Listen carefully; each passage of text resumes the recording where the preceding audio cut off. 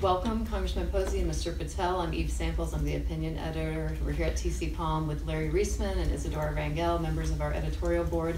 We look forward to spending the next hour or so with you, learning about your candidacy, your accomplishments, your goals for this seat, District 8 in the U.S. House.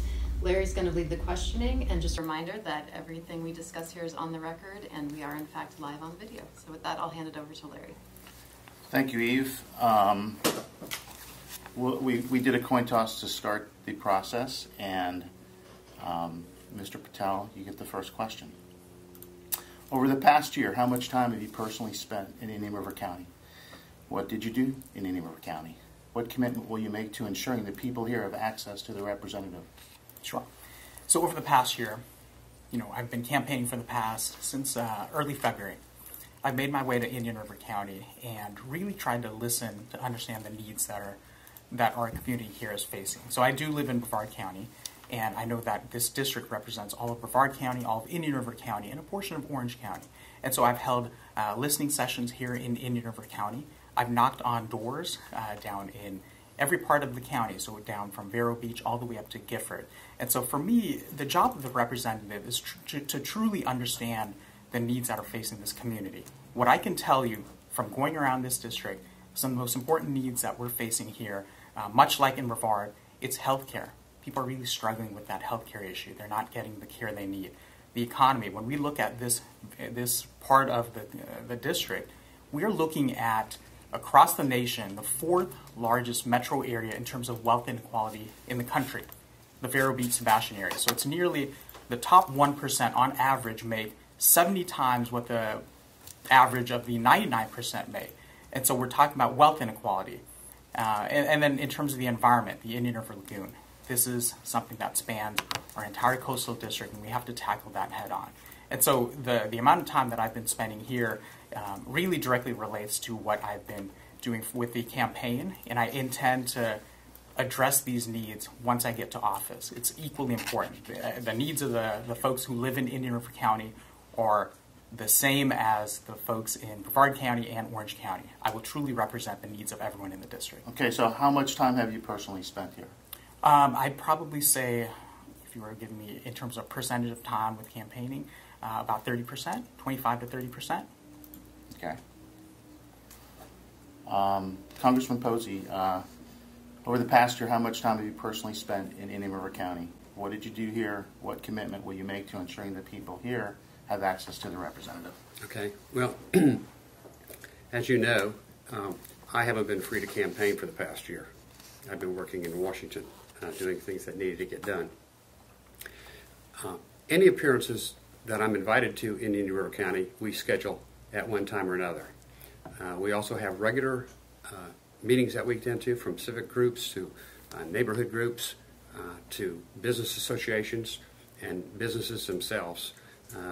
We keep, as an aside, at the Indian River Government Center, as you well know, an office where we can meet people if it's inconvenient for them to go to our district office in Melbourne. We've held meetings there to brief those people as well. I don't know that I could put a number to it. I try and tell my scheduler that for every 3 days that I'm home, I want to do 1 day in Indian River County. So. Okay. Well, we'll start with you, Congressman Posey, on the next question. What do you think is the most important issue to Indian River County residents? Well, the economy is important all over the country, and it makes it important in Indian River County as well. When I was before this group 2 years ago, the number one problem of most businesses in the country were just staying in business. They were one regulation away from being put out of business. Now, their number one problem is getting sufficient labor to meet the demand for their product or services, which is really a great problem to have. Piper, the biggest employer around here, has felt a big upswing in that as well. Secondarily, obviously the condition of our Indian River Lagoon is very important. Mr. Patel. In Indian River County, through the listening sessions I've held and from just talking to folks on the ground here, the top issue that is facing our district is healthcare. We have nearly 100,000 people in our district who do not have any kind of healthcare. It's 2.6 million Floridians. I can't tell you how many families I'm talking to are struggling with taking care of themselves or their loved ones. that comes at the top. Very close behind, I would say, are the next two. The Indian River Lagoon, obviously. We've been suffering from over decades of pollution there. We're looking at red tide making its way over here. It's something that we've really got to address. And the third thing is, when we talk about the economy, in Indian River County, nearly 40% of people struggle to afford basic needs, things like childcare, transportation, healthcare. And so this problem is something that we have to address. But that's the levels of priority that I'm seeing here in Indian River. You both talked about, and I'll just ask you to go first, Mr. Patel. This is not the next question, but it's sort of a follow-up. But you talk about, Mr. Posey says there's not enough workers to fill, the jobs in this county, to help employers fill jobs. So how does that reconcile with the things you said about health care and wages and things like that? Right. So what we're seeing is, we keep hearing about this economy that's doing great, that it's the lowest unemployment rate in decades, that the stock market is at the highest levels it's ever been. That is not translating here on the ground. When I say 40% of folks are struggling to afford basic daily needs, they're one crisis away from utter financial disaster. On top of that, they're not able to afford any kind of health care. When we look at child care expenses, I'm meeting families who are making the decision not to go to work because it costs too much to pay for child care. We have to address this economic disparity, right? The economy is working for a very select few. When we look at the recent tax break that just came down the pipeline, the rich are getting richer and the poor are getting poorer. And so when we talk about, I'll give you a great example. I'm meeting teachers who after a full day in the classroom have to work a second or a third job just to make ends meet. And so when we talk about not having enough labor to fill these jobs, I think people are working really hard. They're just not making enough to make ends meet. Okay, Mr. Posey? Well, the economy that we just talked about, which Mr. Patel said is the strongest in decades, improves the economic value of every worker in the United States of America. It's simply supply and demand. When they can't get enough help, then they have to compete for that labor, and that drives wages and benefits higher. That's one of the ways we increase the standard of living in this country. When I was in the State House, we were debating a jobs bill one time, and the other side was calling it welfare for corporations. And I said, listen, if you're not independently wealthy, there's only three ways you get through life. You work, you steal, or you're on welfare. And if you don't have jobs for people, you force them to do the two that you don't want them to. That actually was picked up for the quote of the week in a Palm Beach Post or something back then, and if you Google that, you'll see it's in a lot of college materials to this day. But it's a reality, and so as much as we want to talk about the evil corporations of this country, they're providing jobs for our workforce. They're providing, that's the linchpin for the things that we need to have for a civil society. You have to have safe streets, you have to have decent housing, you have to have decent health care, you have to have educational opportunities. But, the thing that sets all those in motion is jobs for people. If you don't have jobs, you can't have any of those things. It's not hard to look at other countries and see that. When the economies tank, all the other programs tank. Can I add one thing? Sure. So we've seen wages stagnate since the 1970s. At the same time, we've seen an exponential increase in the cost of living. Just look at, since the 1970s, the cost of healthcare, the cost of college. So these things have gone up astronomically while wages have not kept up with it. And so folks are working tremendously hard. They're just not making enough to keep up with the cost of living today. And so that's something that we have to acknowledge. Okay. Mr. Patel, you talked about the Indian River Lagoon being an important issue. What have you done and what will you do to prove your commitment? Sure. So in 2016, when we passed that half-cent sales tax up in Brevard, which is going to bring nearly $486 million over the next 10 years, I was I was out getting support for that referendum. Again, that was passed on to voters to vote on. I got petitions signed for it. I went door to door talking about the importance of making sure that we pass this half-cent sales tax. In terms of local efforts, I've advocated for sustainability boards. Satellite Beach has a great one. That's the town I live in currently. I've planted a bioswale down in Satellite Beach to make sure that we can absorb some of the nutrients before they get to the lagoon.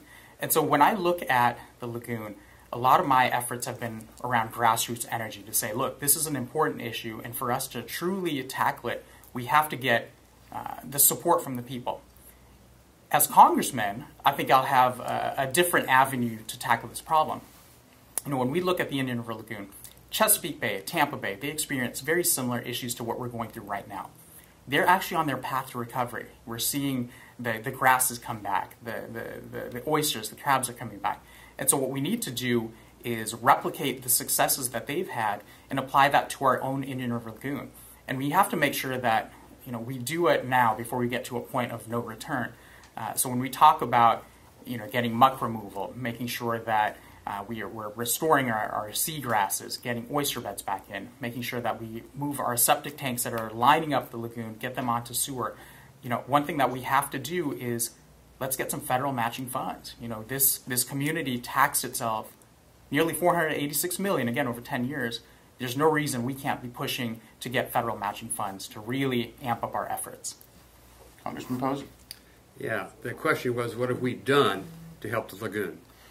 You said the Indian River Lagoon is important to you. What have you done, and what will you do to prove your commitment? My history with the lagoon goes back to my days in the Florida legislature when both your paper and your sister paper referred to me as being a champion for the lagoon.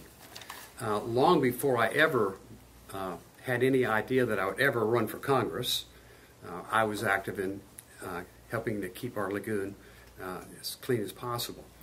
Since I've been in Congress, let's just talk about the last year. You know, there's 28 estuaries in the United States, and all of them are having problems similar to our Indian River Lagoon. And, a matter of fact, around the world, there's a lot of different speculations as to why they're all having these similar circumstances right now. But just saying, I want matching funding for our lagoon and that'll solve the problem is just oversimplistic. First of all, with the 28 lagoons, I figured there was strength in numbers. So that's when I formed the Congressional Estuary Caucus, and now I've got over 40 other members of Congress signed up to be members of the Estuary Congress. And it's only cost me donuts and coffee and a couple pens that we had gave away for door prizes, but we've had over 100 offices participate, send their staff members, because Congress is so staff-driven, to the 11 conferences we've had on estuaries and cleaning up estuaries and dealing with estuaries. So that's helped to give some support. I've reached across the aisle. I found it out with a Democratic co-chair. I worked with Susan Bonamici, a Democrat from the West Coast, to reauthorize the NEP, National Estuary Program. It was zeroed out again in this budget. Zero. $47 million was zeroed out. And my staff and I went back in, got into weeds, and fought with the agency, and we had the funding restored, and we increased the base funding for each estuary from 500-some thousand to 600,000. The remaining money is eligible for grants for estuaries with critical needs. I've passed separate standalone legislation to do more algae bloom research. There's still a lot to learn about how we do that.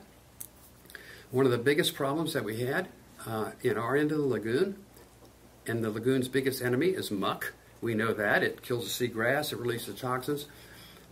Legislature last year authorized, the Florida legislature, $87 million for muck removal. The problem is U.S. Fish and Wildlife was taking 18 to 24 months to approve permits, and we were worried about seeing that $87 million go back to the state through reversion for not being spent for 2 years. Incredibly as it may sound, I worked with the federal agency, and we reduced that permit. I got them to try it, permitting time to 2 weeks, so that we can use this money and be proactive in it. I've gone back. I've regularly participate physically in the cleanups, trying to set a good example. Planted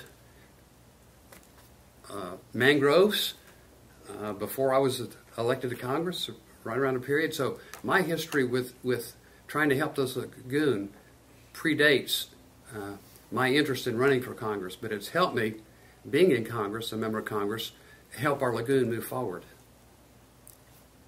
Can I address that? Sure. So my opponent says he brought in $600,000 towards the lagoon for our estuary. We tax ourselves, we're bringing in $486 million over 10 years. When he says he's a champion of the lagoon, this was not a problem that happened overnight. $600,000 amounts to a little more than lip service. And what I can say is that while we've been experiencing some of the most horrific toxic algae blooms, fish kills in our history, my opponent voted for allowing pesticides to be sprayed directly into our waterways without Clean Water Act permits. When we talk about, he mentions algae bloom research, algae research. 10 years ago there was a resolution about ocean acidification that my opponent voted against. Now he's sponsoring pretty much essentially the same language that was in that original thing 10 years ago. What my opponent, what he represents, comes 10 years too late. We need to elect leaders who are looking 10 years out into the future, and that's what we need to do. Respond to that? Well, criticism is easy. It's a lot easier to burn a barn down than it is to build one. I've heard him level these charges that, I'm allowing bad guys to pour raw pesticides into the lagoon. What happened was to waive a rule during the Zika virus scare. And the government wanted to use this one pesticide that would eliminate the Zika virus threat in our district. We talked to them about it. We talked to the officials with the health department. And they said, this is not a really killer pesticide, but it's on the list. But we're not going to use that much of it. And, if you want to take responsibility for outbreak of Zika virus here, the microencephalitis that they're having in South America, all over the place, children born with little heads, very little brain, disabled for a long natural lifetime, you can disallow the use of that chemical to kill the Zika virus. I chose what I thought would be the best thing that my constituents would be interested in, was protecting us from the Zika virus. And we did not have an outbreak of Zika virus here. I can't say it's just to this, but that's the purpose behind that one vote that's so often criticized by the other side as me being unfriendly to the lagoon. I've always said the lagoon problem, and I've been criticized for this too, but the Attorney Walter Shepard, back when I was city council, said, you break problems down into their simplest solutions better than anybody I've ever known, and that's how to help you solve so many problems. They criticize me and make fun of me for saying the two main steps we need with the lagoon is stop putting bad stuff in it, and then remove the bad stuff that's in it from the lagoon. And that's really what we need to focus on, one way or another, from one direction or another. Okay. Congressman Posey, this is going to change the topic here for a little bit. What do you think of Brightline's planned service through Indian River County and the Space Coast? I've been probably one of the loudest, if not the loudest, and most vocal advocates against that. I have been an opponent of Brightline. The history goes, Brightline people first came into me and said, we are going to build this high-speed rail, and we don't want your help, and we don't want any federal money. But we just want to let you know what's going on through your district. Well, whatever. So they came through, I don't know, for a period of 5 or 6 years and showed me all these plans. And then one day they showed up and said, hey, we'd like you to sign this letter making us eligible for RIF loans, Railroad Improvement Trust Fund loans. I said, well, I thought you didn't need our help, that you were doing this all on your own. You had everything that you needed. And they said, well, this is just giving us another alternative. I said, so, were you lying to me about everything else you said, too? Well, no. So they didn't like that. They said, well, this other member of Congress already signed a letter. I said, I don't care what he signs. I'm not signing a doggone letter.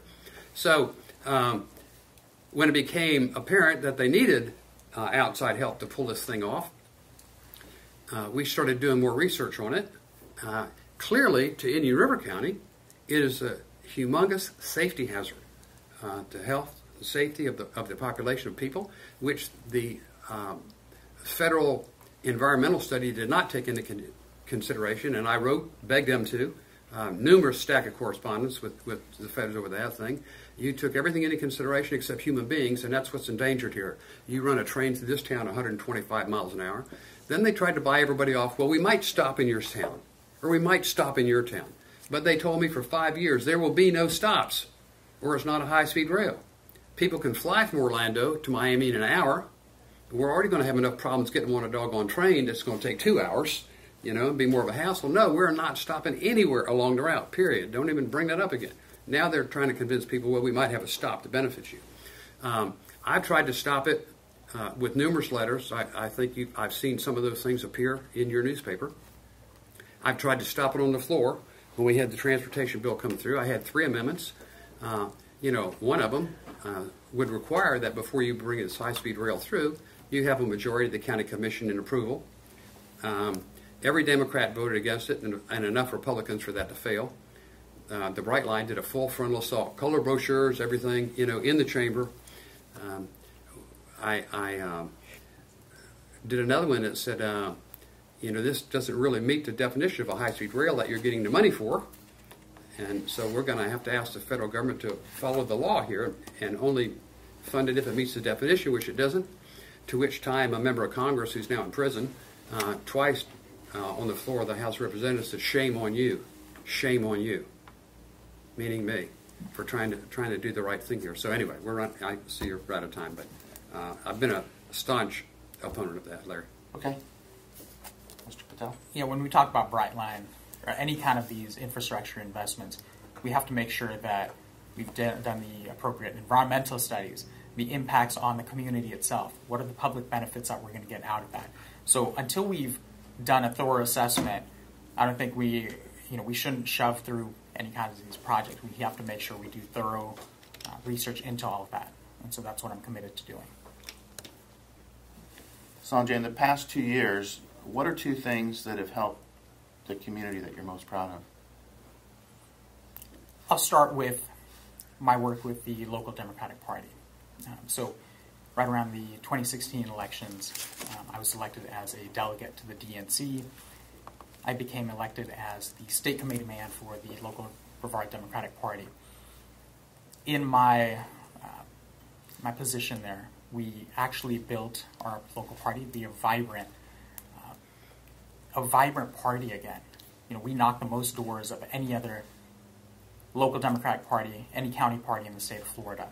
We helped win elections in 2017. That was the first time we had an opportunity to do so, and we won races in places that, you know, we were outnumbered by the opposition party by 80% in some instances.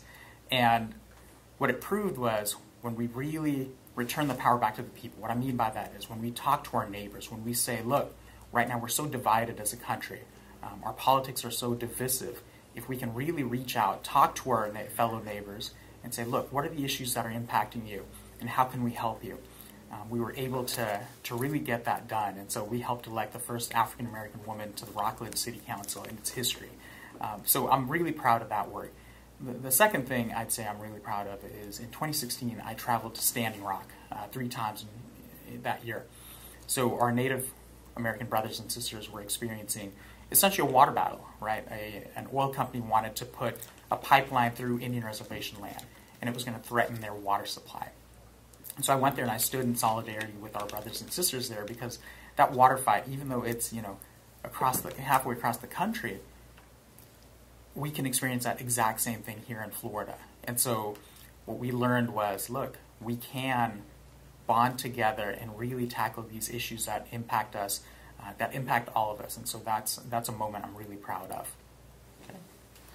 Congressman Posey, in the past 2 years, what are two things that you've done that have helped the community that you're most proud of?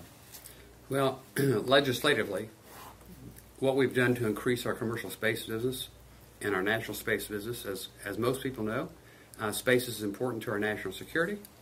It's important to our technological advancement. It's important to our economy, and ultimately the survival of our species.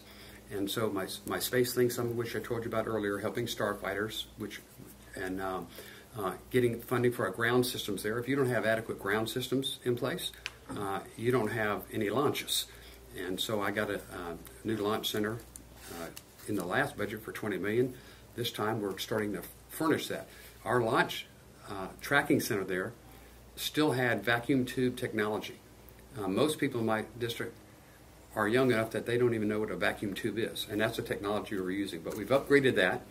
We've got in the NASA reauthorization bill, it's been reauthorized for the first time funding in over 8 years. So I'm real thrilled that we have our space program on its proper trajectory. Also, what we've done for the lagoon at the federal level, I'm very proud of that. I don't want to repeat myself. We just talked about that a minute ago, but I think we're on the right track.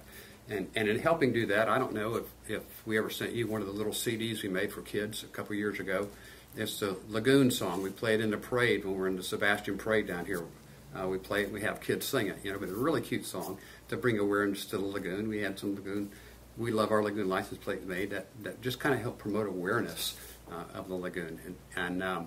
But importantly, to overarching to everyone, one of the times, and it's never on anybody's radar, but we talked about last time I was here, we had just accomplished one of my first of my 3 goals of going to Washington to make it more accountable and more transparent. And that was the 3-day rule, that we have to have 3 days to look at a piece of legislation before we're asked to vote on it, unless there's unanimous consent to do otherwise.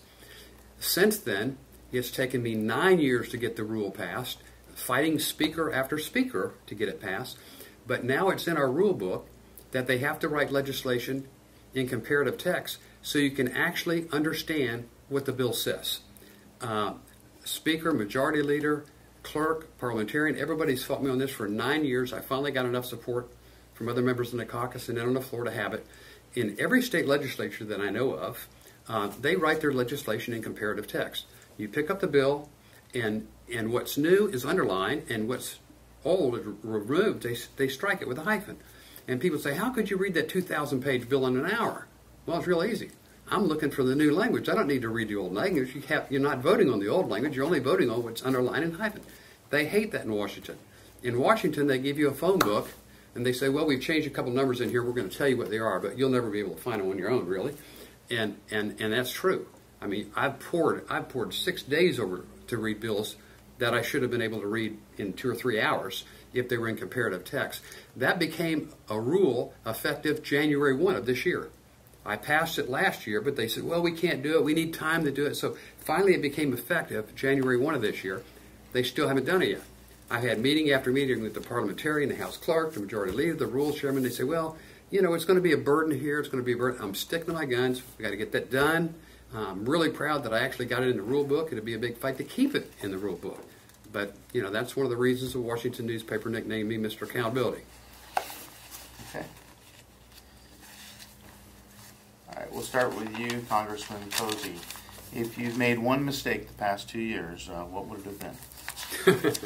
Oh, that's an easy one. I popped off and criticized one of my opponent's houses, and that was a mistake. I apologize for it. Okay. Mr. Patel, if you've made one mistake the past years, what would it be? I think when I look at the past couple of years, the one mistake that really sticks with me is that I didn't get involved politically until very recently, a couple of years ago. And when I think of what our district is going through, the fact that, not being engaged, not really understanding that, the folks that we elect to positions of leadership, whether it be at the city council all the way up to our congressperson, I always took that for granted. I thought that, I'd go to the ballot box, vote for president, congressperson, and didn't really understand how critical those other roles were to our democracy. And so when I think back, coming to the game of politics late in the game, that's something that I regret, because we've seen over the course of decades, especially within our district, people are really struggling.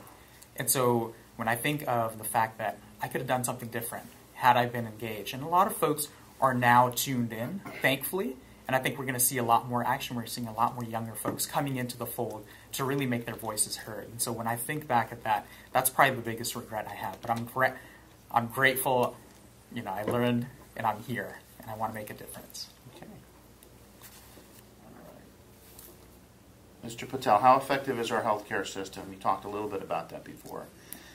Should government spend more on it, the same or less? And if it's more, how would you pay for it? Sure. Our healthcare system is failing too many Americans. So like I mentioned before, 2.6 million Floridians do not have any kind of health coverage. it's about 100,000 in our district alone.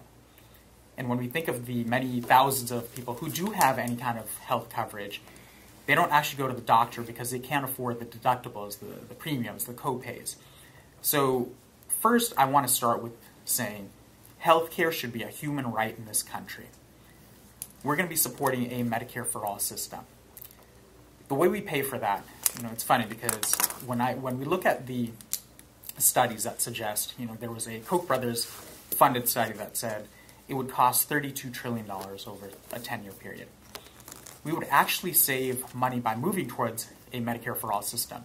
The reason being, the United States pays more for its health care than any other country on the planet. So we're not able to negotiate drug prices because we have so many insurance companies in the mix. We're not able to negotiate prices for services. So when we talk about paying for it, we can actually save money by moving towards a Medicare for all system. We're not coming at this from a point of we have to come up with this money out of thin air. We're already spending more than any other country on the planet. It's a matter of what is the best way we should spend that money. And I believe that moving towards a Medicare for all system would give access to every American, make sure that they have health care. Congressman Posey, how effective is our healthcare system? Should government spend more on it, the same or less? And if more, how would you pay for it? Okay. Before Obamacare, we had the best health care in the world in the United States of America. Check the cancer survival rates in any category, and you'll find out that the highest survival rate in every category is in the United States of America. People talk about how great the Canadian healthcare is. They have nationalized healthcare. The reality is they have 4 MRIs per million people. No, 6. We have 24. Does that mean we're 4 times healthier than they are? Or they're 4 times healthier than we are, and so they need less? No, that's a matter of access. That's what happens when you get involved in government-run healthcare. There becomes a rationing involved. The only 3 problems we had, pretty much universally understood, with our healthcare delivery system, and I discussed these with Kathleen Sebelius, who was the Secretary of Health at the time, was adult children who are not eligible to be under their parents' insurance coverage. That's easily fixable. Insurance companies that drop you the first time you get sick, that's easily fixable. I got people sent to prison for not paying their claims in Florida, set a precedent for doing that. And finally, pre-existing conditions. And I talked to Kathleen Sebelius. I said, why don't we do 3 individual bills to fix these instead of throwing the baby out with the bathwater? She said, because we don't want to. So, there was a book written by U.S. Senator Tom Daschle. The title of it is Critical, and it says How We Solve Our Nation's Healthcare Crisis. And he would have been the Secretary of Health if he'd have done what he expects you to do, and that is pay your taxes. But he didn't, so he could not ever got confirmed, thus Sebelius got the job. But in his book, which is a quick read, I read it in one flight up to Washington, it goes back and it talks about the history of solving this healthcare crisis, the way they try to do it, the way my opponent proposes to do it. And they say the problem with healthcare is that basically older people consume too much medical.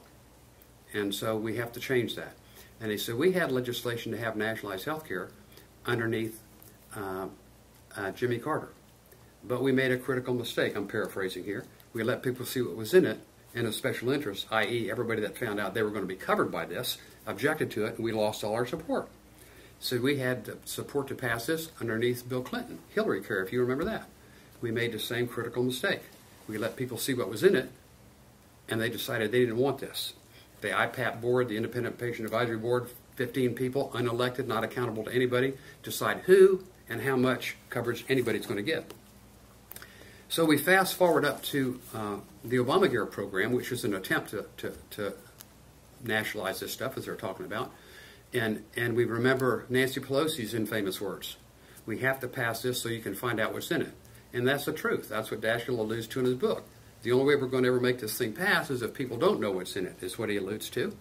And so you remember the promises. Going to cost less. Keep your doctor if you want to. Keep your insurance company if you want to. There's not going to be any rationing. And we found out that wasn't the truth. It was all based on lies. None of those things were true. Healthcare costs soared. That's why all the insurance companies support it, because they got guaranteed profits. Now it's time to start reeling them in and make it more competitive. There's a lot of ways to solve the healthcare crisis, and a lot of things that we can do. You know, we can allow companies, and I've supported legislation to do this, to right across state lines. So they don't need to have 12 lawyers and 24 lobbyists in every state to comply with the state insurance laws. They're allowed to write here, but if they commit fraud, like the guys did with TRG that I got sent to prison, then they're going to go to prison. So there's a lot of answers, a lot of way to do this, and the way you pass legislation like that too is you don't say it's my way or the highway. Here's the one plan, which was a Pelosi plan, which incidentally the Senate wouldn't even pass. I mean, it violated due process throughout that book. It talked about one time if your newspaper didn't have the parking stripe guy on the Obamacare coverage list, the penalty to you could be $500,000 per violation of a rule that it said you did not know and should not have known existed, and there shall be no judicial administrative appeal. So they write a rule, you don't know about it, you violate it, you're guilty, $500 million, that breaks most small businesses out of business. So. Okay. Can I add one point? Sure. My opponent mentions rationing healthcare. Your actions already rationed healthcare. There's 100,000 people in our district that don't have health care, 2.6 million Floridians. And the plan that we're proposing, a Medicare for All system, is not an expansion of the Affordable Care Act. In fact, it's the exact opposite. What we're trying to do is make sure that the insurance companies aren't dictating a for-profit-based medical system in this country. Healthcare should be a human right, and the plan that we're proposing, Medicare for All, would actually eliminate all the challenges that we have been facing with the Affordable Care Act. Well, if you think government is the answer to every problem, you know, best example I can show you is healthcare. In most of the other countries where they do this, and they do ration it out, there's waiting rooms. The law in UK said you have to see a pregnant woman who enters a hospital within so many hours to give her treatment or what. Well, so now they don't admit pregnant women. They give birth in the waiting room because they can't meet that requirement. You have less and less people going into medicine, but the cost of nationalized health care that my opponent talks about, the lowest amount that I've seen estimated is $4 billion a year.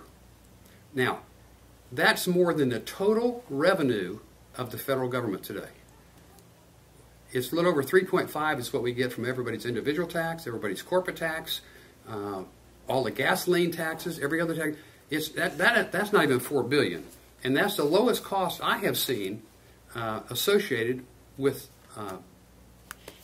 the one provider. I think he meant to say $4 trillion, and yeah, the Libertarian said $4 billion. Oh, $4 trillion, I'm sorry. But a Koch brothers funded study by the Libertarian Mercatus Center found that it would actually cost $32 trillion over 10 years. And again, we spend more on our health care than any other country on the planet. We would actually save money by moving towards Medicare for All. Okay. Congressman Posey, can you please give an example of where you would or have crossed the line or crossed the aisle on a political issue in Washington? Yeah, I've co-sponsored legislation. I've got Republicans that are angry about this, but you look for middle ground. I've co-sponsored legislation with Sheila Jackson Lee, Debbie Wasserman Schultz when she was chairman and her job was to take me out of office, Maxine Waters, Gregory Meeks, Derek Kilmer, Susan Bonamici, and numerous others. I mean, you look for common ground. And environment is where I find a lot of common ground. Space is where I find a lot of common ground. And if you look, you can find common ground with these people. You've never seen a video of me on the House floor condemning the other party. You've never seen me on the floor like some of the others, you know, say, well, if you watch C-SPAN, all you hear is, you know, Republicans hate children, they hate puppies, they hate elderly people, they hate manatees, they hate everything, you know, and you've never heard me utter any words like that. And can you cite one specific piece of legislation? Numerous space pieces of legislation: Economic Recovery Act with Maxine Waters, space legislation with Sheila Jackson Lee, okay. Financial services legislation with Gregory Meeks, environmental legislation with Susan Bonamici, Derek Kilmer, space legislation So just, you want to know details of specific legislation? That's good. Okay. Mr. Patel, can you give an example of where you'd cross the aisle on a political issue in D.C.? Where I would? Yes. So first I'll give you an example. So as I go around the district and I meet with folks and I try to understand their issues, I come at it from not a party perspective, but let's talk about the issues. So I want to listen to and understand their needs. And so I'll talk to anyone. Ultimately, when I get elected to this position, I will represent a constituency that doesn't necessarily align with my party values. But when we talk about the issues, when I go meet a person and say, hey, what's going on with the Indian River Lagoon? How can we really address this? What I'm finding is that by approaching it from that perspective, by talking about the issues that really matter to us, we can find that common ground. And those are the things that I'm going to bring to the table. I'm going to work across the aisle, because when we talk about issues that are impacting this district, it's about what are the best solutions, how can we get the best minds together to really tackle it and focus on the issues at a level that's at the core of the issue rather than the extreme. And that's the approach I will take. I will address, with my opponent, it's ironic that he mentions that, he works across party lines. He's a member of the very partisan right-wing Tea Party, the Freedom Caucus. He's disparaged, degraded my own supporters, who happen to be his own constituents. And so it's merely lip service. From the actions, from his voting record, all the way to how he presents himself in this district, it's clear who he's beholden to. It's not the everyday person that lives in our district. It's the corporate interests and the party lines, the party leadership that he takes direction from.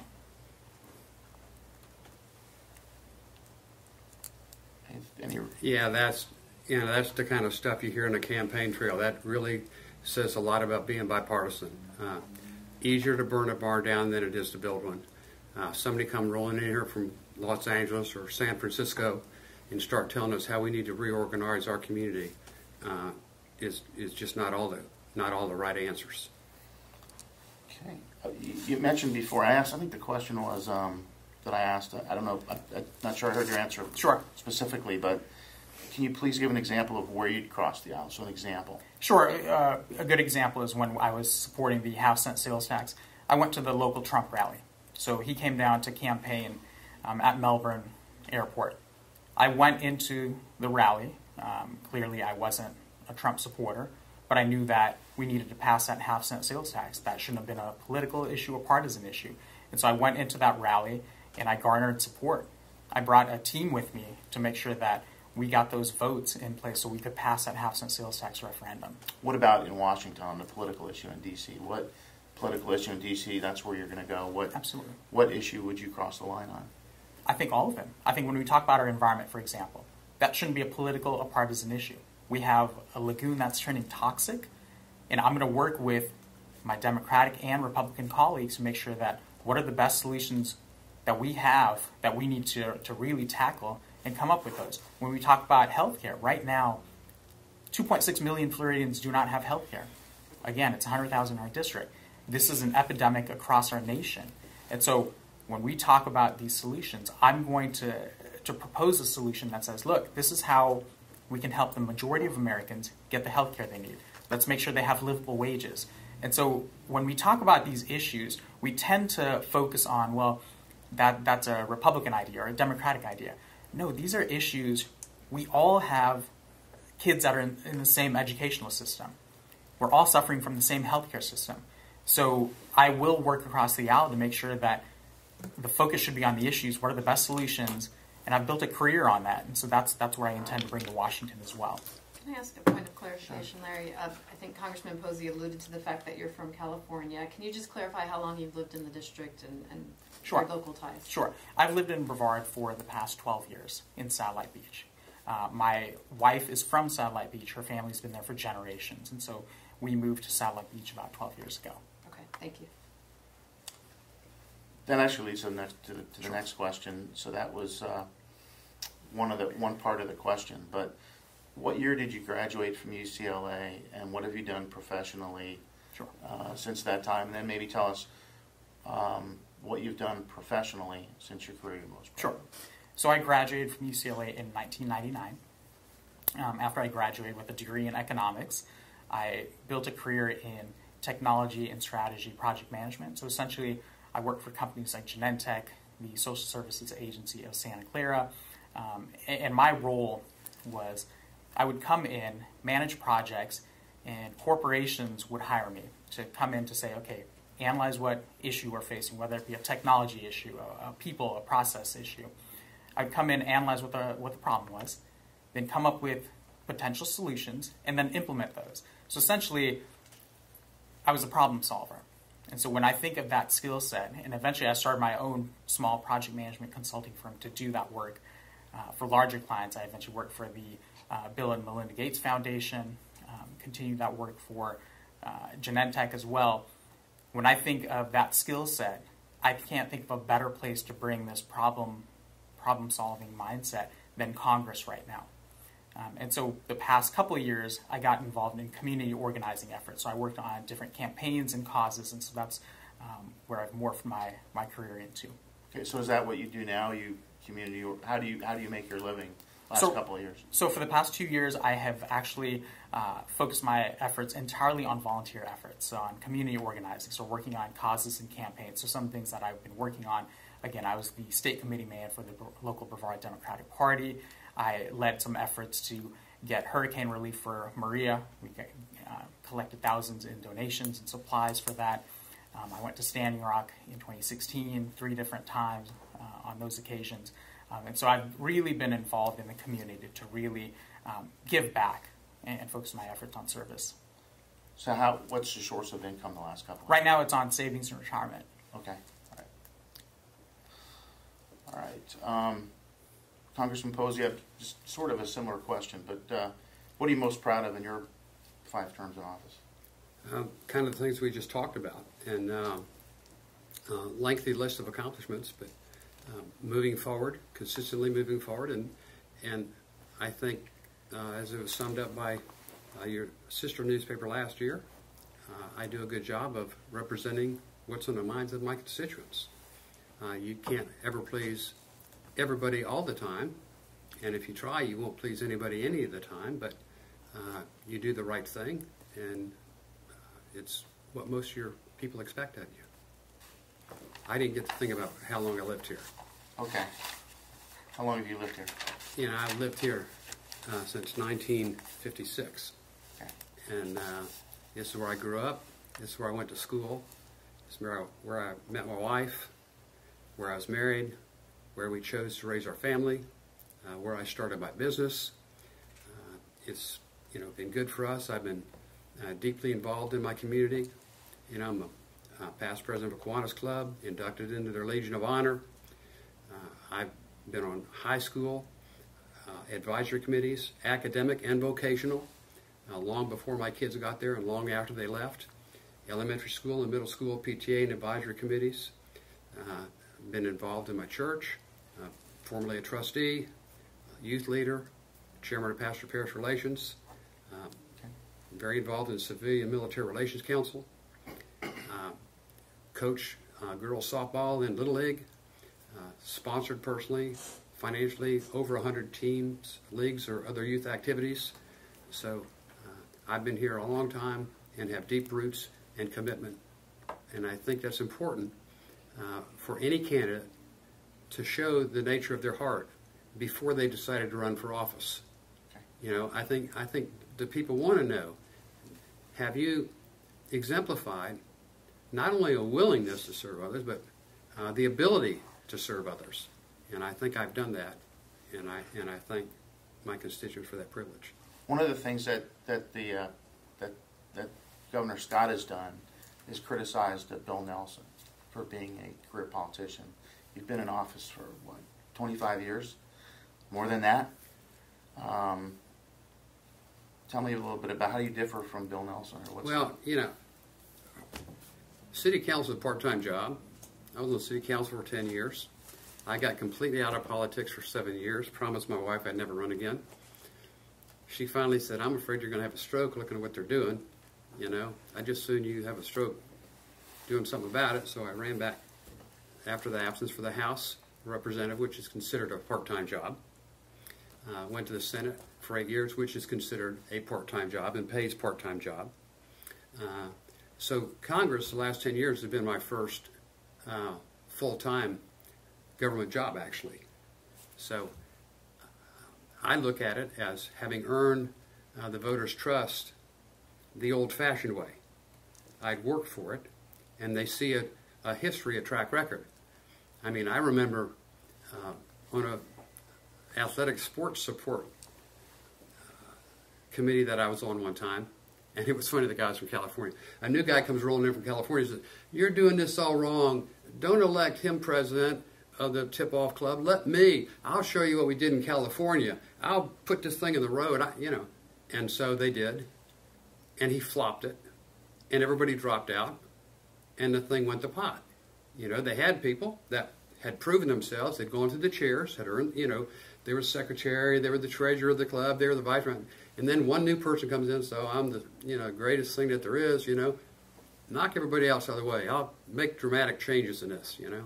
And it doesn't work sometimes. Okay. I'd like to go back to the question again about, you know, you've been a community organizers for Sure. Democrats for 2 years. It would seem to me that there may be some Republicans that would think that it might be tough for you to unite, to bring everybody together. How do you think that will be possible, given the fact that you have been, sounds like, fairly partisan the last 2 years? So with my work with the party, what I've been able to do is really push for a number of issues that are really important to this district. So as I've made my way around, again, healthcare is a huge issue. People are not making enough to make ends meet. Our environment, the lagoon. These are areas where we can come up with common ground. I've never used my party to say, look, you're from this other party, we can't work on these issues together. That's not my approach. It's never been that way. When I have public listening events, town halls, everyone is invited to these because I want to hear from everyone in the district. That's the type of mentality we need to have in our representative. And I want to touch on something that my opponent mentioned. And when we talk about, you know, the fact that he's been in Congress for 10 years to represent this district, and he did grow up in this community. That is, I can tell you, over the past 10 years, the folks that I'm talking to, their lives have not improved. They're struggling. They're struggling with our healthcare system. They're struggling with the economy. The environment. Look at our lagoon. Over the past 10 years, it's turning toxic. Education. It's harder and harder for our kids to get an education. I can't tell you how many kids I meet once they're reaching graduation at high school are making the decision not to go pursue a college degree because they can't see how they're going to afford it or get a job to pay for it. So having roots for a lifetime doesn't necessarily mean that you're well equipped to understand the needs. And I can say that the folks that I've been talking to have told me that it's been over 9 years since they've been able to have a public in-person town hall with their congressman. I think the elected representative should be accessible, should be willing to listen to and talk to the folks that they intend to represent up in Washington. And so I'm committed to making sure I'm going to continue to be open and accessible. I will listen to the needs of the constituents here.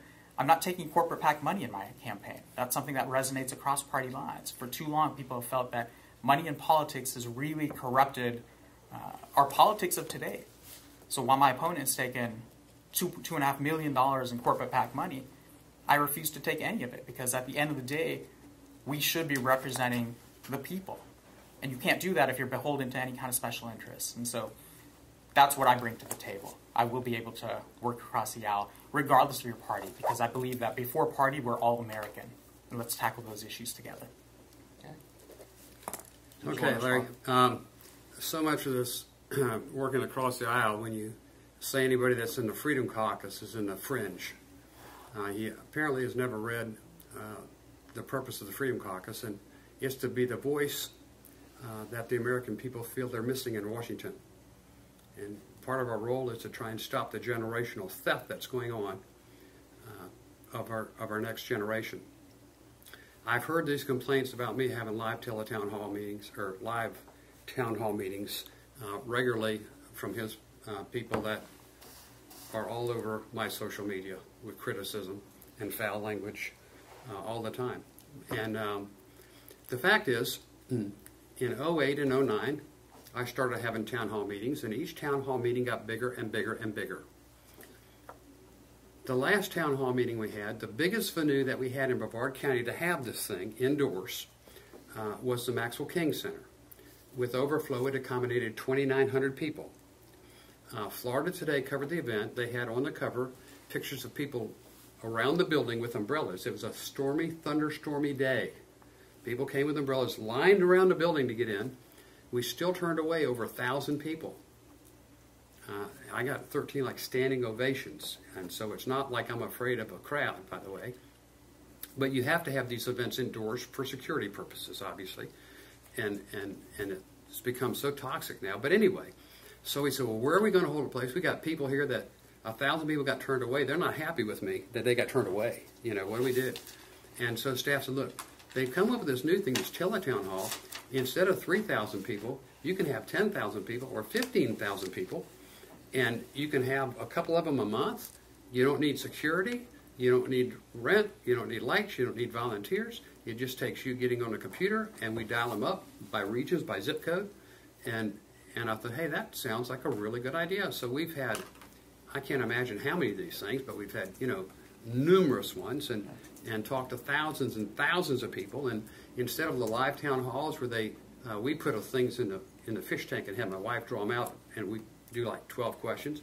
We can get 30 on these things. I'll do them for a couple hours, and boom, boom, boom, boom, boom. We move right through them. And all compliments, all roses, no objection whatsoever to this until Trump got elected president. Then suddenly the community organizer and his supporters think this is a terrible idea. We know the Resist movement has online a book that says, go to the Republican town hall meetings and disrupt them. Take their microphone away. Do not give the microphone back. Yada, yada, yada, yada. I mean, it's online. It's not a secret for anybody. You can see this stuff. You can see where it's going. So, number one, we never had a problem with the teletown, and we still have a lot of people that love them. A lot of the older people don't drive at night. That can't get off in the daytime of your work. There's always some criticism about not having some style, one way or another. But that's that. I have sent checks back from PACs.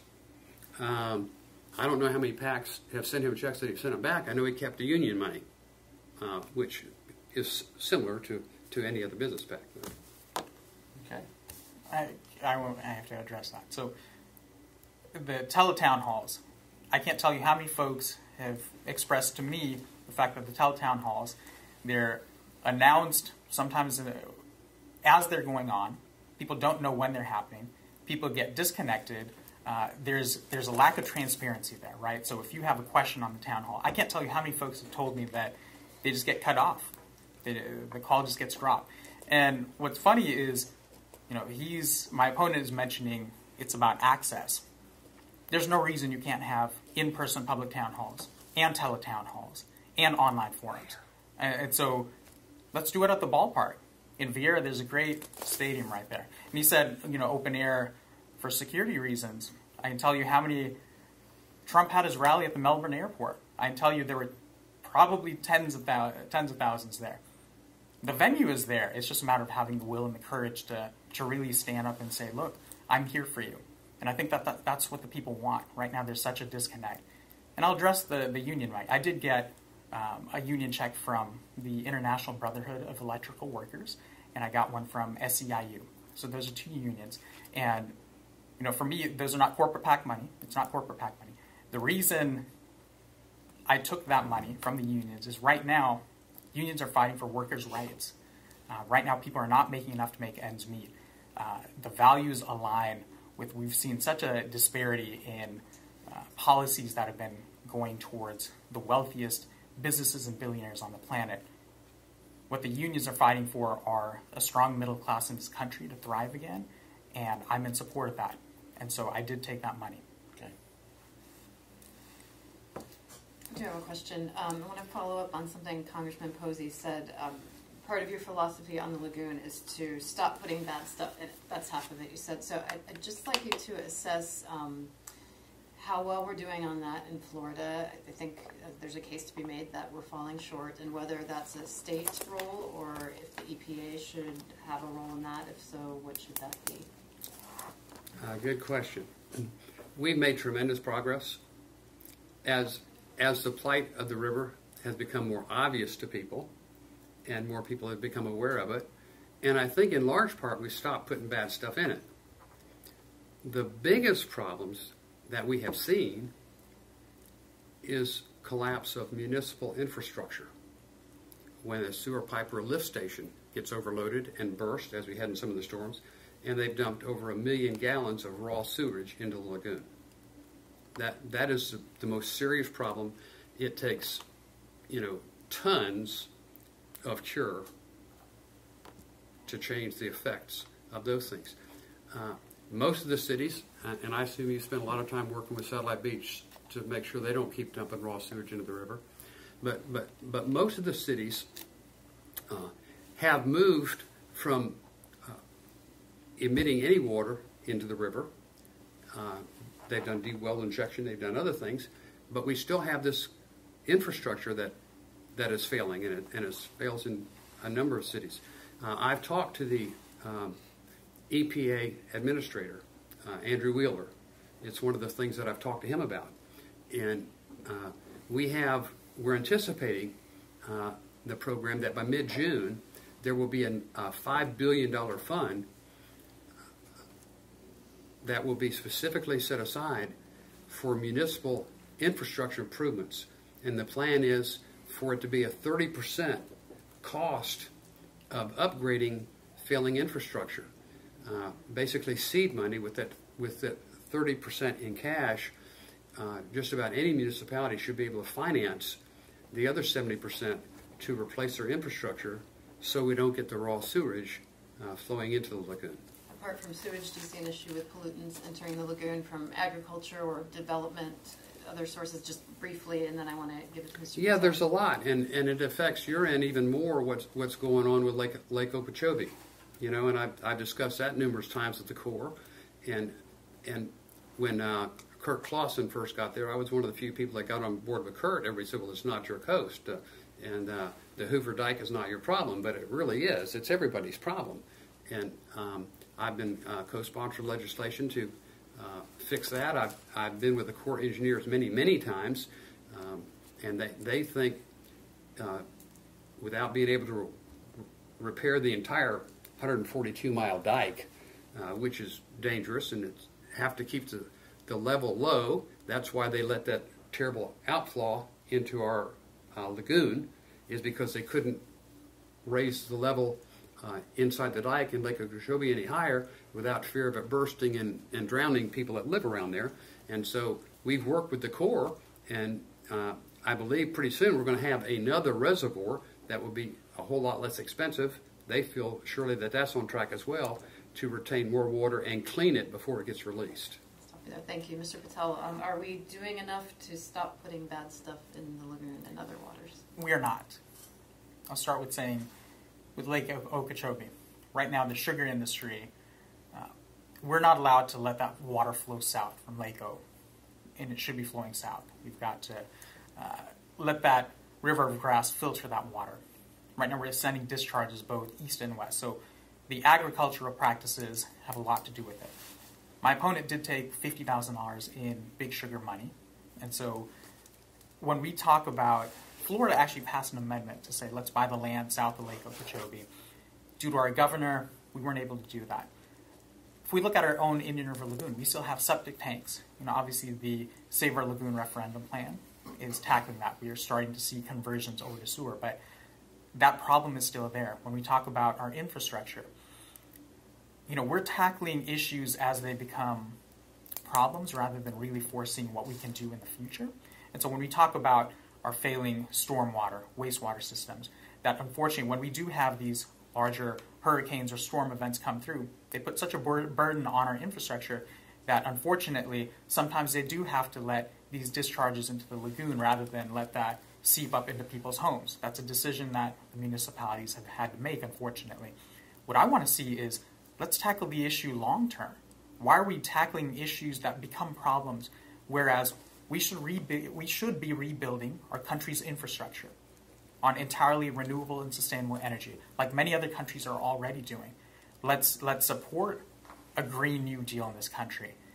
Not only would it create millions in jobs, but we can move towards a system where we're protecting the planet and rebuilding all of that infrastructure that needs to be rebuilt. We call ourselves the Sunshine State. There's no reason that we can't be #1 in solar energy production. And so when we talk about the bad stuff that's coming into our lagoon or even to Lake O, there's a multitude of factors that contributes to it. I don't think we're doing enough, and I think we need to look long term. How do we move away from those practices? Thank you both. Sure. I have a question regarding climate change. You might have read over the weekend there was a story about a UN panel that has warned that the Earth's temperature is expected to rise 2.7 degrees in the next decades. It says that it would require a 40 to 50% reduction in carbon emissions by 2030. I'm sure you are both well versed on the facts and about this issue. Can you explain what do you think Congress should do, and if Congress should do anything to address climate change? I think it's unfortunate that the U.S. withdrew from the Paris Accord, the agreement there. NASA itself has said one of the greatest threats to not only our nation, but the world is climate change. We have to believe in the science. The scientists are telling us that climate change is real, that it's human caused, and we really have to make sure that what is emitting, what is making the planet warmer, when we're talking about these carbon emissions, that's where we have to take a long-term approach. And unfortunately, we have to make that time frame even quicker because we are facing a point of no return. We have to support a new Green Deal where we move off of our reliance on fossil fuels. Right now, when we think about the emissions that go up into the atmosphere, where these fossil fuel-based energies, these companies are continuing to destroy our planet, we have to move quickly away from them. Other countries are already doing this. It's a matter of having the courage and the will to do it. And when we talk about the science of it, we have to acknowledge that we believe the scientists, what they're telling us. My opponent, unfortunately, has been a vocal climate change skeptic. It's been clear on some of the meetings he's had on the Hill. We believe that climate change is real. It's being caused by humans, and we have to tackle it, and we have to tackle it quickly, and I think we can.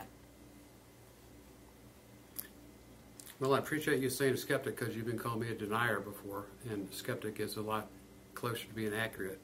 I question everything. That's what science is. They say I'm anti-science if I ask a question about climate change. Suddenly he's anti-science. I don't need to remind you that, it wasn't that many hundreds of years ago that 100% of the people on this earth thought it was flat. And hello, questioned it. I think man contributes to climate change. No doubt about it, but we're not the only source. A lot of people relate to the party. They think this world began the day they were born. But, we've gone through dramatic climate changes. We've had at least, every scientist agrees on 3 ice ages. Some say 7, some say 14. And you have a warming period between each ice age. And so there's some degree of that that's going to happen whether or not we're here. And the question he's talking about one time, we were talking to science, and I asked chief scientist to explain to me why it was 30 degrees hotter when the dinosaurs lived here, before the asteroid hit and blocked out the sun. And he said he'd work on it and get back with me. And he hasn't done that yet. But when they talk about the draconian cap and trade agreements that they want us to pass on our citizens, you have to tell me the exact benefit that I can give my citizens for doubling the cost of their gasoline, doubling their home electric bill. Some of the people just don't have the money to pay double electricity bills. And so you're going to have to be specific and just don't say, well, it's going to help in the big picture. You know, they build a new coal-fired plant in China probably once a month, and in India once every couple of months. And we're going to not have any coal-fired plants to do our part. You know, these things have been displayed as being helpful to Americans when in fact Americans are asked to make some of the biggest sacrifices with some of the lowest, smallest benefit. They passed this cap and trade sham in Australia a couple years ago, and the result was they voted everybody that voted for it out of office. They didn't realize the tremendous effect it was going to have on their economy and on their family budgets versus the benefit that they were going to get. So that needs to be clear. That's not been clearly made yet, Isadora. They've talked about it, but they haven't shown that specifically yet. I would like to read that research report in its entirety that you're referring to. But I think we need to have clean air and clean water for the sake of clean air and clean water. I think we need to have a planetary defense system for the sake of a planetary defense system. Can I address one more thing? That's up your to you. question. Go ahead. Sure. It's clear my opponent doesn't really understand the issues here. When we're talking about natural changes in the planet, sure, there were ice ages. Sure, it was warmer when the dinosaurs were here on the planet. What we're talking about now is man-made, human-made climate change in this world, in this planet.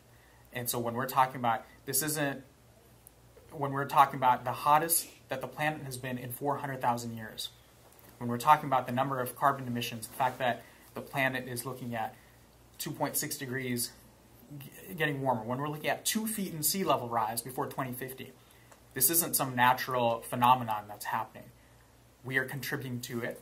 And unfortunately, what we're looking at with the industry is one of the most significant contributors to it. And the way we address it, and he wants to oversimplify what I'm trying to do, is no. What we do is we charge the polluters. We have a carbon fee. Let's make sure that the true cost of what these fossil fuel companies, what they're putting into our atmosphere, is taken into account. You know, I have a degree in economics. You know, when we pay almost $3 a gallon for that gas, that doesn't take into account how much more that contributes to the negative impacts on our environment. And let's make sure that as we transition to renewable and sustainable energy, let's bring along those folks that it would be an adverse economic impact to. Let's give credits. We give credits for moving towards electric vehicles. If you have a home and you want to put solar panels on your home, let's make sure you get a tax credit. There are incentives we can do. You know, they want to throw, well, you know, this is going to hurt one class of people. It's a nuanced issue, and we can make that transition. It's a matter of coming together to agree on the fact that we do have a problem. We have to come together, and what's the best way we can fix that? And that's what I want to bring to the table. Yeah, let me just say, my favorite exhibit at the Florida Museum of Natural History is a tabletop exhibit they have there. It's like an old tube TV in a tabletop, and it's the state of Florida 10,000 years ago, and it's more like a big triangle. And on the side of this thing, there's a lever, and each inch you pull the lever represents 1,000 years of coastal change in this state.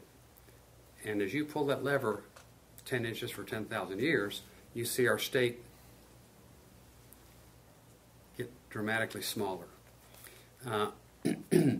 When you look at a map and it shows that continental shelf off the coast, that used to be land. The town I live in is called Rockledge. Have you seen Coquina Rock? You know what Coquina Rock looks like? You see the slabs of it, has holes in it. I ask people, where do you think those holes came from? And they give me all kinds of answers, but the reality is that slab of Coquina Rock you're looking at used to be flat land. And there were trees growing out of it. And as the erosion came and undermined it and dropped this slab into the water, the wood deteriorates at a much higher rate than the shell does, and that's how you get the holes in the Coquina Rock. What I'd like to know is more than esoteric platitudes about how proposed corrections or adaptations or the fight to stop climate change that's man-made is exactly what percentages of that is caused by man and is not natural, then the exact cost to my constituents for the programs you propose, and then the exact benefit, the cost benefit to it. If it's going to cost every constituent, $10,000, obviously that's a non-starter. You can't tie the hands in the productivity of our country when the damage is being done to a much greater extent than other countries who are not doing anything to mitigate the loss. I don't think we help ourselves, though, by removing ourselves from Paris agreements where the rest of the world has come together to say, hey, we're going to work on this issue together, but the U.S., we don't want to join that. And so we do have to address this together. And I think that, to say, this country isn't doing it at the same level that we need to, so we shouldn't do it at all, that's the exact wrong mentality we need to have right now. We have to do whatever we can, and we have to bring other countries on board at the same time to really look at this from a holistic perspective, and that's what we have to do. There's a lot of people interested in this country in doing the right thing. That's why you see the proliferation, even though they're more expensive right now, of electric cars. People are trying to do the right thing. More and more people are converting to solar power without the government making them do it. And a lot of this stuff will be market-based, but people have to be aware of it. They don't need government to shove it down their throat. And we get in international agreements, and it's usually not to our best interest. It's a rare time when you find the United Nations ever voting in favor of anything the United States or that's in the United States' best interest. Thank you for your answers on that question and how much detail you went into on that. One final question. We'll start with you, Congressman Posey. Just one final wrap-up. Just why should we elect you? Well, because I've been the representative that you would expect me to be. And that's what I try and do. I try and represent you the same way I would expect you to represent me. I would expect you to use common sense.